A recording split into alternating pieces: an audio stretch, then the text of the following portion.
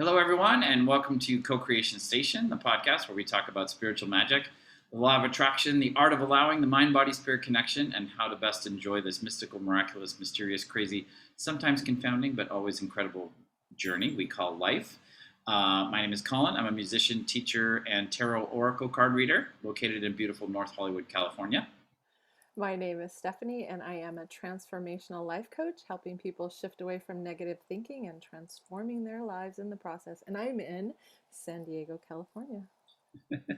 We did the location very smoothly this week. We're getting better at it. Thank you so much for listening to our podcast. If you're listening to the audio version on Spotify, the Apple Podcast app, or Overcast. And thank you so much for watching us. If you're watching us on the Co-Creation Station YouTube channel, if you enjoy this episode and you feel called to follow us, subscribe to us, like the episode, write us a review, whatever the platform you're on allows you to do, it helps us a great deal, and we're very grateful to you for it. Each week, we start our discussion here on Co-Creation Station from a different jumping off point, and today we are very honored to have a guest with us for the very first time. And Stephanie, I will let you do the introduction, seeing as you're the connection here. This is Jennifer Lyons, and she is a Theta Healing practitioner. Welcome, Jennifer. I'm so happy you're here with us today. And you know, Collin is really great at this, and unfortunately, he didn't have the time, so I'm not very good at this.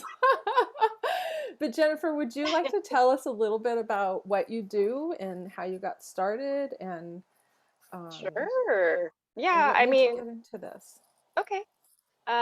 First of all, that was like a very beautiful, polished intro. I'm impressed, and now I'm like, oh, I'm going to kind of fumble around here. Yes, I do Theta Healing. I'm also trained in Reiki and a few other energy modalities. And actually, back in 2009, I got my master's degree in social work. So I have a background in clinical social work. But I was always drawn to, I guess you could say, woo-woo things, esoteric, Eastern philosophies and I Ching and Taoism, and I guess the mystical side of life, so to speak.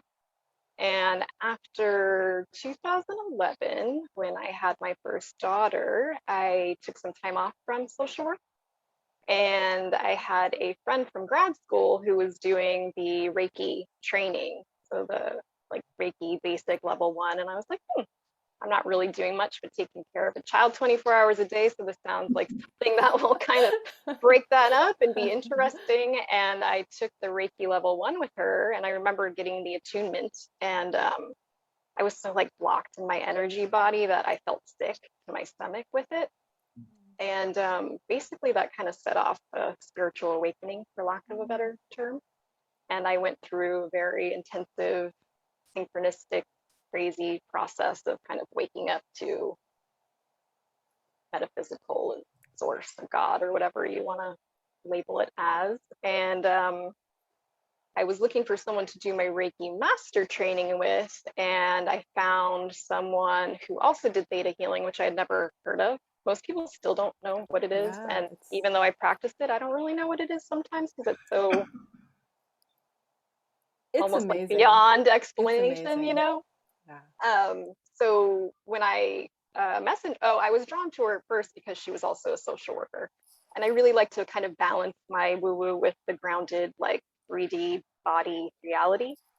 And she suggested that I work with her for a session before we do the Reiki master training together. And I said, okay, let's try it. And I got a Theta session from her, and I was like, this is what I want to do. Oh! Right. It was just one of those things where afterwards I was like, what the hell just happened? And also, this is amazing. And I found out I found out who her teacher was, and I got the Theta training around like 2013, and then it just kind of took off from there, and then I've been doing sessions ever since. What was your experience when you had your Theta Healing session for the first time? It was kind of mind-blowing in the sense of, number one, like I really felt the energy transmission between the two of us in a deep level. And number two, she really tapped into some deep-rooted stuff that I didn't share with her. That was almost buried in the subconscious, and she brought it to light. And it was something that felt deeply transformative in the moment. And then it was also this knowing of like, oh, this is aligned with social work and the helping profession, but also something that's magical and interesting and not weighty and heavy, because sometimes that kind of work can be very draining. So it felt like a beautiful, perfect blend of the helping and the healing work mixed with the mystical. Yeah, and have you found that sometimes the social work or the even therapy, whatever it may be, can be a long process? Whereas Ding, ding, with the ding. That's another thing I forgot. Oh my gosh. Yes. It was like it was so rapid, yeah, where, like you said, like you're kind of alluding to, it's like therapy can be so draining and difficult to sometimes see progress in a way that feels tangible and efficient. And, I went through years of talk therapy before finding Theta Healing, and I think there's value in it, and I think it's absolutely. beneficial. But I also think that at a certain point, it is not necessarily hitting the spiritual core of some certain things that need to happen for people. And it can be repetitive in the sense of Yes, people stay stuck. yes. Because I've heard people share with me that, oh yeah, I've been seeing a therapist for 10 years or 20 years. And I'm like, what? Like, And it's beautiful because it keeps therapists in business. But at the same time, it's kind of like, does everyone want to go to like talk therapy or CBT for 10 years? Probably not. yeah. It also gets expensive. Insurance doesn't cover it and Yeah. whatever. Yeah. So you had, okay, a real awakening within you and a Yeah. transformational experience. And then you're just like, wow, this is it for me. That's beautiful. And I Yeah. love that you do both.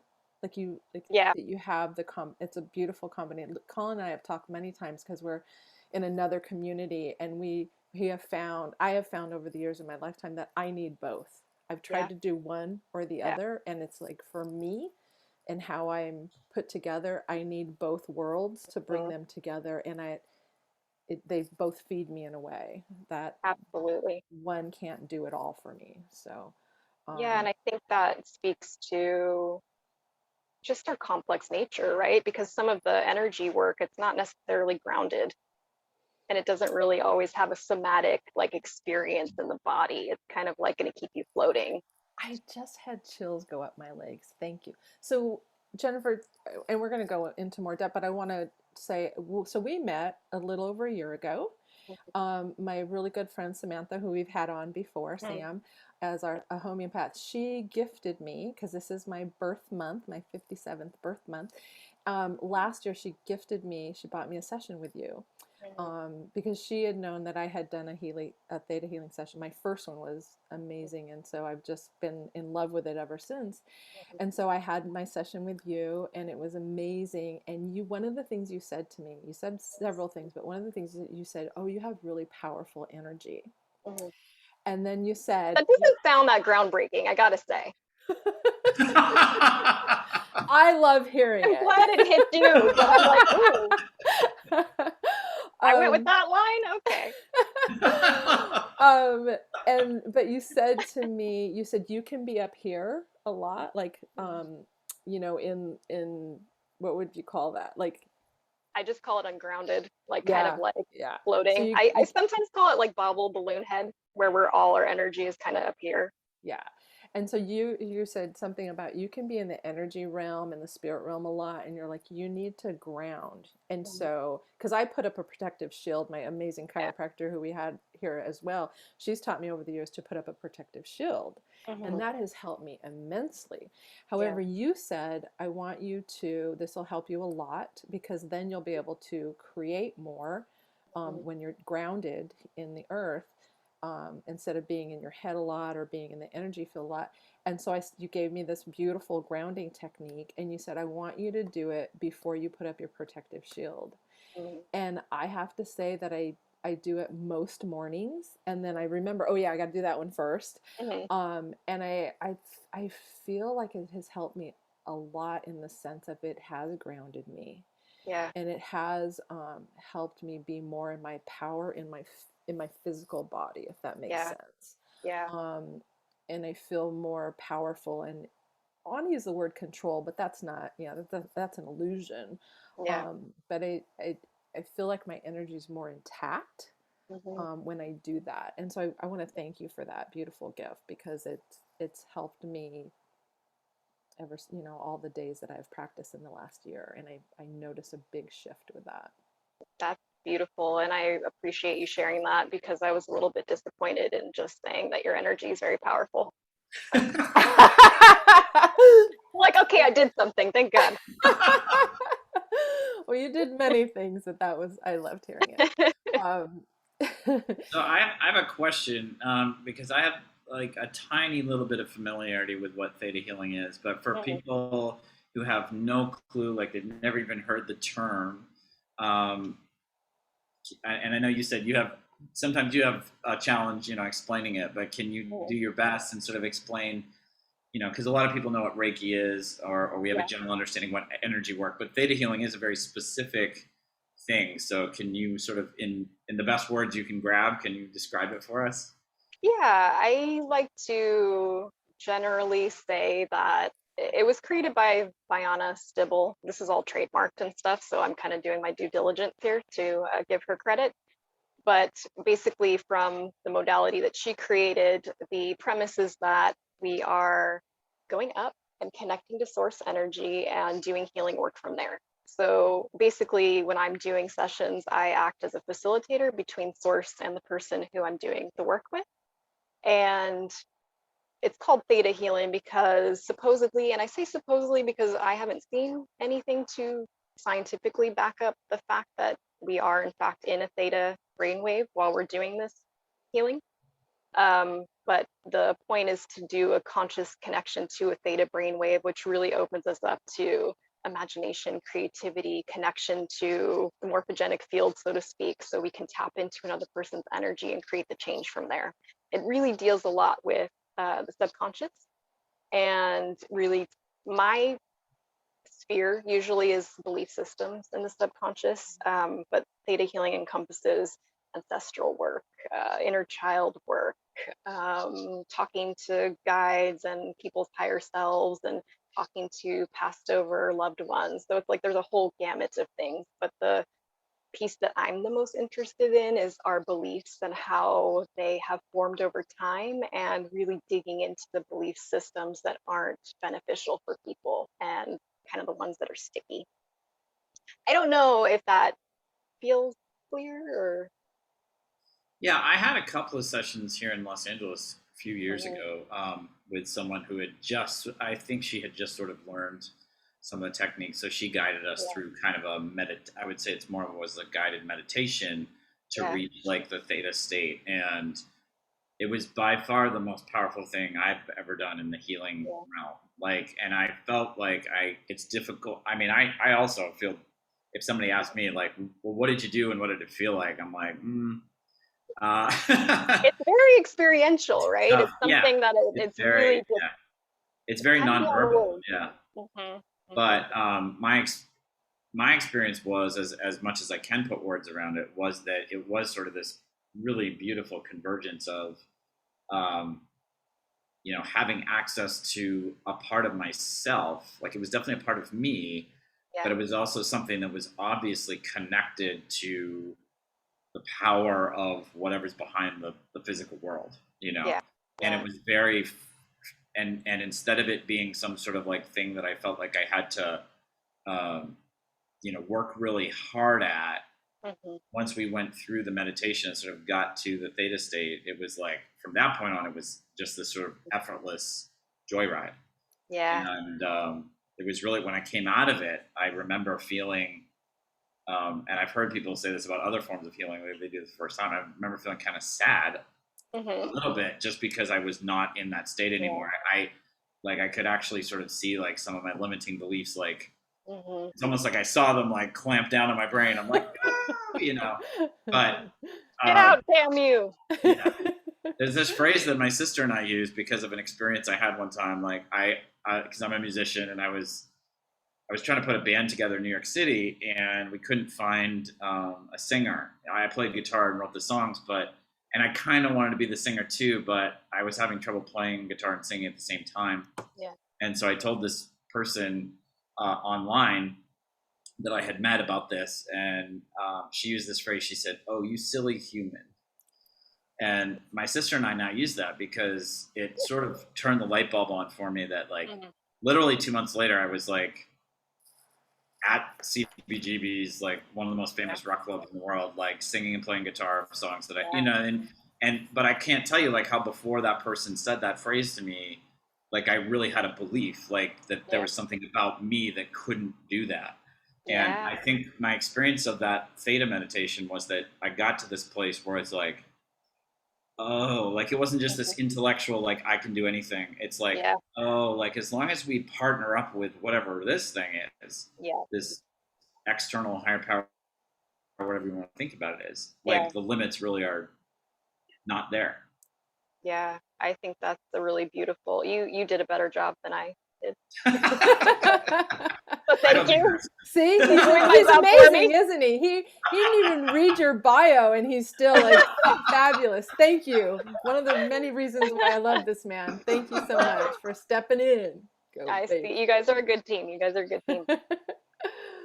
So I love that you said that you help people with limiting beliefs, because that is what I have been coming to know about myself. Like we've talked about this before on the podcast, that there are some things I have no doubt about, or it doesn't even like faze me, and that stuff happens and I, but then there's other things where I have very limiting beliefs and I have a lot of contradicting beliefs. And so I'm like, it's like this, tug of war back and forth. Yeah. And so then I never really, like months and years go by and nothing, there's like these little tiny changes, but not to the extent that I want to have them. And so the fact that you help people through your work to help them shift away from limiting beliefs, I think that is extremely powerful work. It's really fun too, because it's kind of like part of me is pretty voyeuristic, which is why I like being in the helping profession. And when I do this work, it's like you kind of get a really deep dive into people's subconscious quickly. And so I get to see how similar we all are in how things are formed in childhood, and we just build beliefs upon beliefs upon beliefs. And sometimes if you get to the bottom of it and you pull that bottom one out, it's like all the other ones come toppling down too. It can actually be pretty easy. And it's just always fun to kind of follow the thread of like, why do you think you're not worthy of?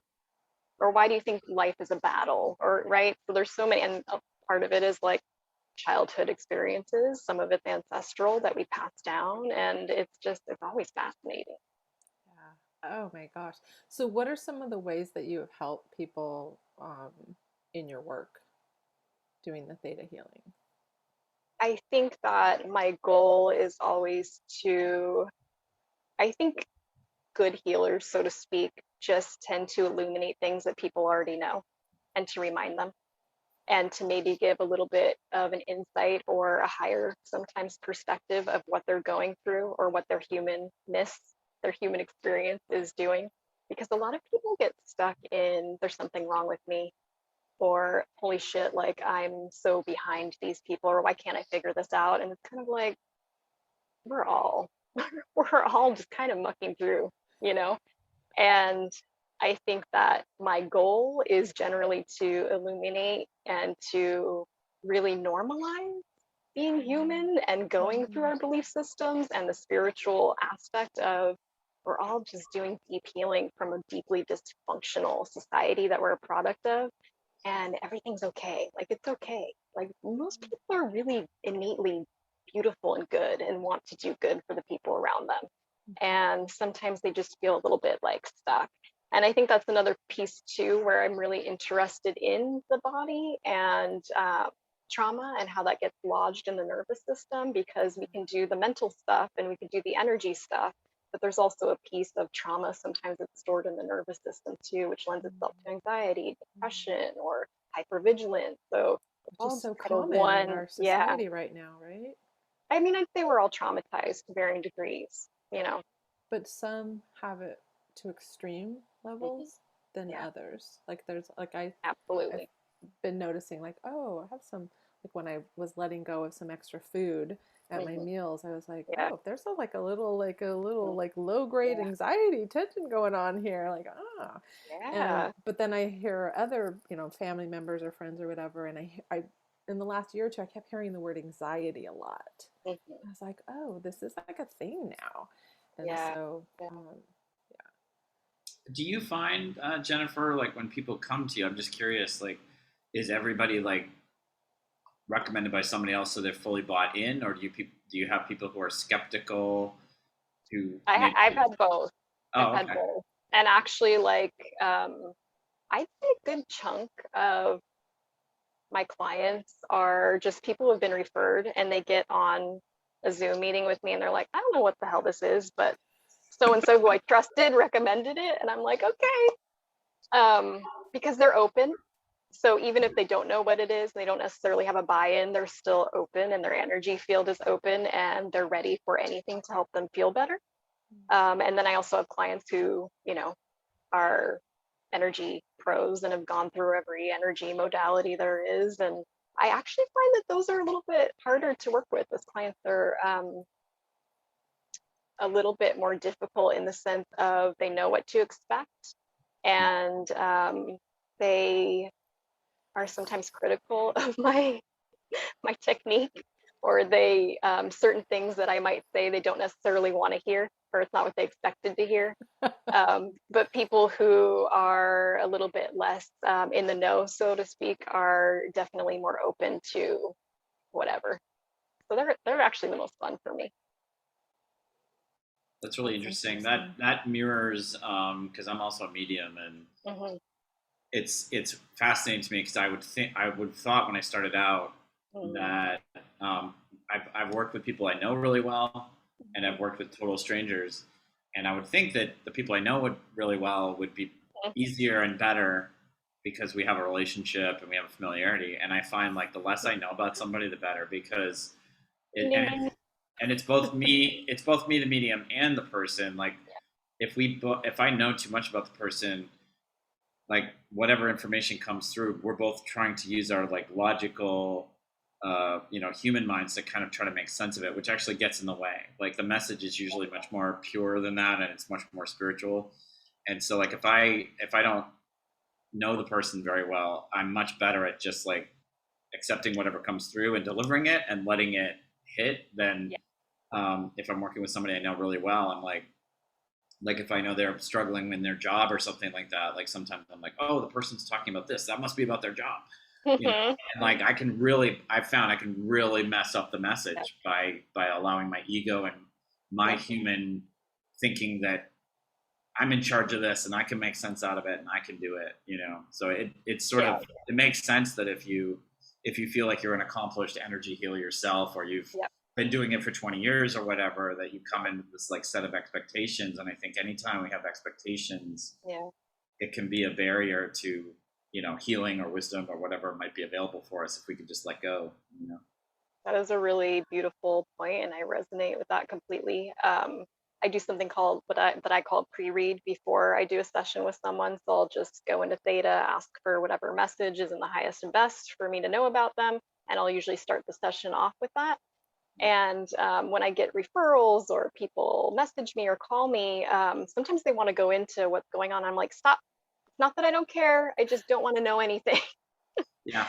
And usually what I like the best is like an email or text message that's like, hey, my name is first name and can I make a session, have a session with you? And I'm like, yes, this is perfect.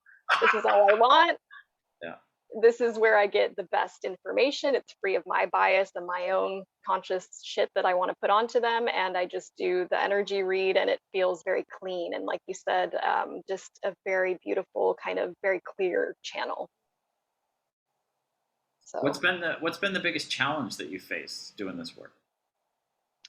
I think part of the challenge, well, I mean, COVID was a pretty big challenge from going to in-person sessions the majority of the time to then shifting into Zoom. And it's beautiful because it's really easy and convenient.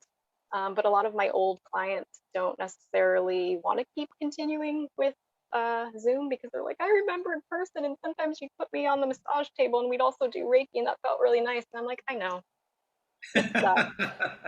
I miss that too. But I think there's also a really interesting world that's been opened up from being able to connect. I mean, look at what we're doing right now. That's pretty amazing.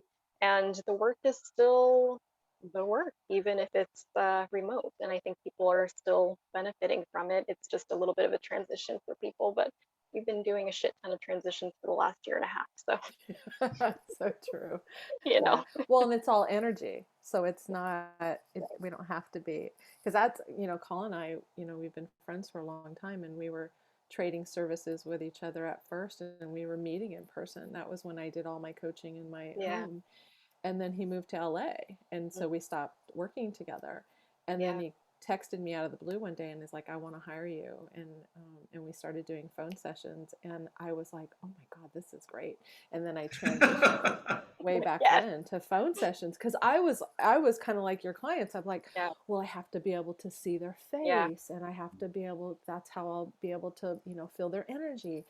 And then it was like, what happened was then I was able to tune in with my hearing, and I can tell when I'm like losing someone, like they're not as engaged. And so that sense has heightened because of the phone sessions. And so, but energy is like, how many times have we all been like, think of someone and then we call them or they call us, and like I get that all the time. Oh, I was thinking, I'm like, yeah, I got the message.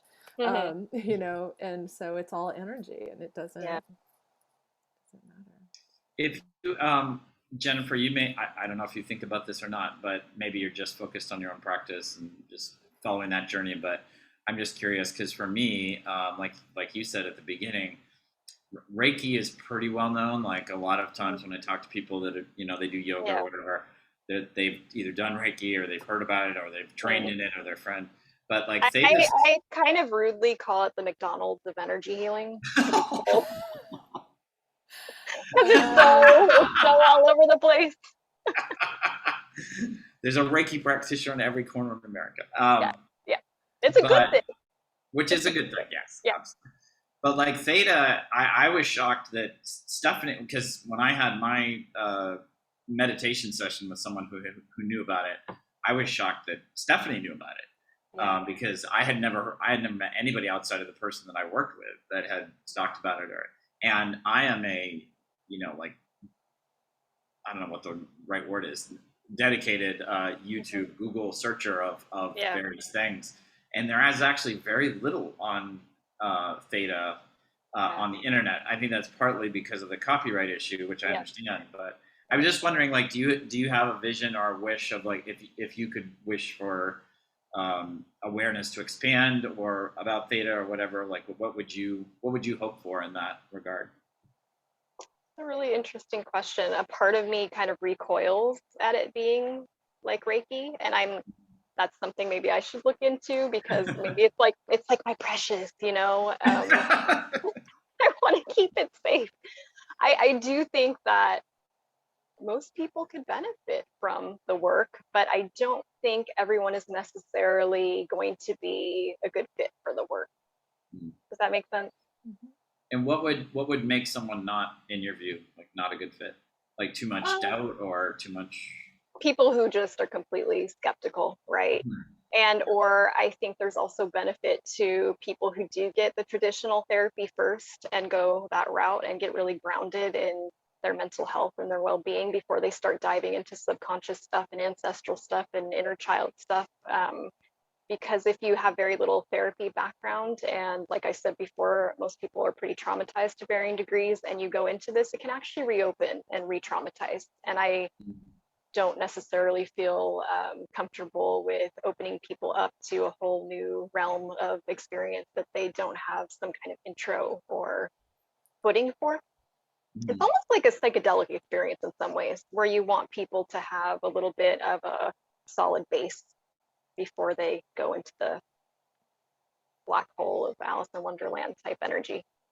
I think that's a really interesting point. We haven't really talked about this with any of the other guests, but I know there's a lady in Arizona and she has a lot of enemies, but I've read her writing, and I'm kind of with her. She's So, pretty much the only advocate who wants self-help and life coaching to have some sort of regulation in the United yeah, States. And when I read her writing, it's sort of like, yeah, this is big stuff. Like, obviously, we're at the beginning of understanding what yeah, these modalities are, how they actually work, the different effects they can have on people. And my sister, who's been on the podcast, is a chiropractor, and she talks to me yeah, incessantly about the insane amount of compliance paperwork that she has to fill out. yeah, And I understand that's a burden, and it's difficult. It makes something that's already challenging more challenging. But the advantage that my sister has as a chiropractor is she has a bunch of standards that have been right, agreed upon and talked yeah, about, and she has different methods that she uses that might be different than the chiropractor down the street, but she has an right, entire national organization that helps mhm, her set standards yeah, and follow procedures. And if you're in any kind of, the modes of healing that we talk about, mediumship, theta, Reiki, all these things, we're all kind of like just yeah, trying to be good people and help others yeah, and like deal with it on our own. But to a certain extent, I'm looking forward to a future where we have more um, widespread social understanding that these things are real, they work. So yeah, let's start accepting them, and but also talking about who's right for what yeah, thing, because that's my thing with I don't do much mediumship anymore, but when yeah, I was doing medium work, it's always this sort of thing is like, okay, this person's telling me initially they want to hear from their loved one on the other side, but will they be able right, to handle it when I actually give them a message and they realize, oh, they're actually talking to their relative on the other side? yeah, Like, I'm just a dude. Like, I didn't go to medical school for that, So it's an yeah, interesting point. yeah. And I think that thankfully I've been doing it long enough that when I'm in someone's field and they're starting to get nervous or want me to back off, I can feel it. Mm, But there are new practitioners who don't have that experience or know that feeling. And sometimes we can push a little harder than is healthy for the mm, client. And I think it's responsible to really acknowledge that we are doing deeply transformative work, and there are sometimes consequences to that, and to be cognizant of how we tread with human beings who have stuff. And even for myself, I had a theta session that triggered a panic attack because you unearth subconscious shit, and when there's stuff in there and stuff in the nervous system that you weren't quite ready for, it can bring stuff up. And thankfully, I had enough grounded experience to know, oh, okay, I'm having a panic attack. It just means some stuff is coming up that needs healing, and I know how to work myself through this. But some people might not have those skills, and they could think they're dying and go to the emergency room, and it could be messy. And I think our goal should always be to actually help. And not just like get to like, this is magic and I want to show you how magical it is and I'm going to unearth all your stuff right now, because that could be a yeah. little bit raw. So Yeah, I mean, some of these things, and especially theta, I think they're really powerful. And so, if you're someone who understands how it works and you've had mhm, multiple experiences of helping people, it right, can be very. I found that with mediumship. Like, I've had experiences where somebody who's been carrying this lifelong wound about something yeah, with a passed over loved one, it's healed in our session, and I can see mhm, that, and it's like yeah, it's wonderful, but it's also sort of like, whoa, like that's a lot to be yeah, going on, and it's there's a responsibility to that I feel pretty strongly about. So yeah. And I think you raised a really interesting point about the ethics. And while I think regulation can sometimes be a slippery slope, because as yeah, you pointed out, to the ridiculous amounts of paperwork and you know yeah, other bureaucratic problems that can exist, it's like, well, where's the ethical framework yeah, for what we're doing? So it's kind of like this free for all right now in the energy world. And I just hope that it's doing more good than harm. That's my hope. I see the evidence of that around me, but I also have seen people that have been harmed in the short term, thankfully. But I things think that have happened happens where, in all fields, whether they're yeah, regulated or not. Let's just, that's, absolutely. No, no, no. yeah, yeah, I yeah, we don't have to talk about the medical yeah. field and all, So because I wanted to share years ago, gosh, has it been more than 15 years ago? I was in a spiritual group. It was, there were about 5 or 6 of us, and we were all into different things. And we would gather once a week. And And one of the gals had started getting into Theta, and she was taking a class, and she got certified and everything. And then she called me and she said, "I'd like to give you a session." And I'm like, "Okay." So I went over to her house, and it was her, the eye fluttering. I was like, "Oh, Yeah. this is really interesting." Because It can be that's when you, disturbing too. You're I like, was like, "Whoa, this person? is," I'm just sitting next to her, and she's Yeah. like, I think she was holding my hand. Yeah. She was cupping my hand, and she went into this. And I think, is that how you go into Theta? Is that part of it?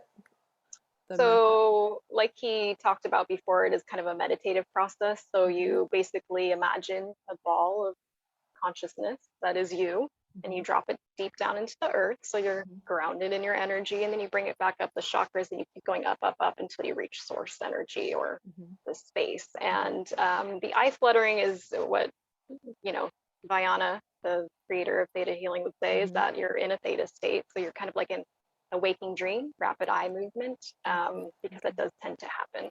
Yeah. Yeah. So, Yeah. but it could be if you don't know what's going on, you're like, is this person having a seizure? Are they like No, possessed it by was, something? yeah, no, I didn't think that at all. I just noticed it. I had Yeah, never had this experience before. So I was like, oh, wow. And then when I had my session with yeah. you, because we did it via Zoom, Hmm. I noticed that you were doing, and so that's what I equate, like theta is when Yeah, someone's in yeah, that state that there's the eye fluttering. And so she, did my whole body, did everything, and then when she was done, she goes, "Did you notice anything?" I go, "Well, I could feel something in my left arm or my right arm, I felt a little energy." And then she goes, "Yeah, there was a lot of darkness, like a lot of black in your legs." And she goes, "I just cleared all that out." So I was like, "Oh." And so, I left, and I remember getting in my car going, "Well, I don't feel anything." So, "Oh, okay. Well, it yeah. was a gift. Thank you very much." And I went about my day. But the next morning when I woke up, I had a dog at the time. And so I would ride my bike, and I'd have her, she's a big lab, and have her behind me. And I remember when we'd stopped for her to use the restroom, all the time I would, because I had to get ready for work, I would always be like, "Come on, let's go." But instead I like bent down and like cupped her face Hmm. and was like, "You are so beautiful." I was so present and in the Yeah, moment. And beautiful. then I took her back home, and then I continued my bike ride. And I just remember like riding my bike and going, "Oh, wow, look at my hand." You were high. I was like, "Oh, look at my," I'm like, I was out of body, like just Yeah, noticing. And then I remember washing the dishes and just being so like, "Look at the soap." And I was so I was in bliss. I was in yeah. total bliss, like Hmm. total observer. And then I remember as I was driving to my customer's house, because I was personal assistant at the time, I didn't want to do this work, and then the feeling just faded. And I've Yeah. never had that state like that before. Hmm. And I was like, "Whoa," it was the most amazing experience ever, Yeah, ever, ever. And so that was my first introduction into theta. that's beautiful. And just the word theta, because I've Mm. looked up on stuff like Collin was saying online and YouTube, Yeah, and there's the delta. Are we in the delta right now? Is that the state that we're generally in, like when you speak of the 3D? yeah, Because I know there's these different states, yeah. brain waves, of our Gamma, brain. delta, Yeah, theta, gamma. Yeah, alpha. exactly. And alpha is generally like the Reiki wave. Oh, okay. Okay. And alpha is Um, a few more cycles per minute than theta is. yeah, and all of that, we've talked about the brain here before, and I think it's Yeah, fascinating. Like we've tapped into just how much, what is it, 3%, 5% of our brain yeah, capacity, and what is actually possible for us. And right. hopefully someday we're going to evolve into using more of our brain. But I think the theta healing is fabulous. I imagine someday I'm going to, take a course, and, but, Well, I but at teach this, classes, I so saw shameless that plug. email. Thank you. I was like, hmm. But then again, I'd like to, have it be this special thing that I go to someone like you, and then Yeah, just have an experience again, instead of, yeah, because it's it's unique, and it is special, like you were saying, and want to keep it to, I mean, I'm biased, but I'm glad that you agree. uh, Well, thank you so much for being here today, Jennifer. It was wonderful to have you, and I really appreciate everything you shared. I think a lot of people are going to benefit from, finding out about Theta and possibly investigating more on their own. We will put your whatever contact information you have in the description for people, but for those people that are just listening in their car or whatever, do you have a website or I something? do. It is rootedinsight.com. And I have some kind of general theta healing YouTube videos, and you would just search Jennifer Lyons. Just scroll past the blonde B-level actress, Jennifer Lyons, and you'll find me somewhere there. I'll try to. She's I'll beautiful, but she takes over YouTube when you say, "Come here, Jennifer." I'll try to find. I'll try to find some of those. We can also link to your videos too. So. Oh, cool. Okay. Oh, great. All right. Thank you for having me. That was very fun. Thank you no so problem. much for illuminating to our audience about theta healing and being. They probably still don't know what the hell it is, but hopefully they feel a little bit better. We got closer to an understanding. Absolutely interested now. Yeah. I want to know more about this. All right. And being someone who is in integrity, because we always that's all we have here is like someone who is doing their thing in this mystical, magical world of life, and that are being of service to others in a very integrous way, and are passionate about what they do. So thank you for being our guest today. It was good to talk to both of you. It was great to talk to you, Jennifer, and again, thank you for being here. We hope you enjoyed today's episode of our podcast. Again, if you feel called to like us or subscribe to us or follow us or give us a review, whatever the platform you're watching and listening on allows you to do, please go ahead and do that. We're very grateful for you doing that, and it helps us a lot. If people want to find you, Stephanie, where can they find you? www.powerinjoy, powerinjoy.com. And you can always follow me and message me on Instagram. I'm at Collin, COLLIN _Daniels, DANIELS _ Worster, WORSTER. Thank you so much for listening or watching. We wish you all a happy, abundant, and prosperous week. And we look forward to seeing you again on the next episode of Co-Creation Station. Bye, everybody.